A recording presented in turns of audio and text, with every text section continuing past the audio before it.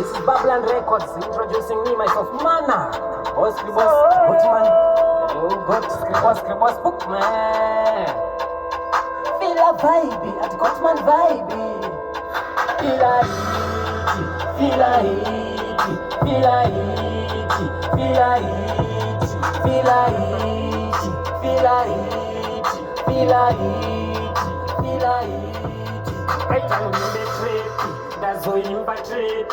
Varamba tamsala, daramba tambarans. And then the purple clashing guys will make our way to wash. Then there are cheapest projects.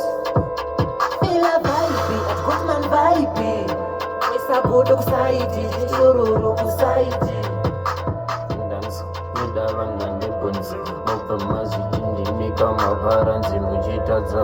Feel a heat, feel a heat, feel a heat, feel a heat, feel a heat, feel a heat, feel a heat, feel a heat.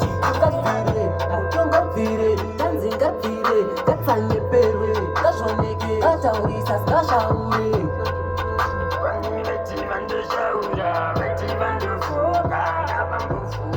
Bablan Records, real. Kufila hiti. Soyo. Mana. Boss. Mwadenga mchisimu za mojo. Simu za mojo. Fila hiti. Fila hiti. Fila hiti. Fila hiti.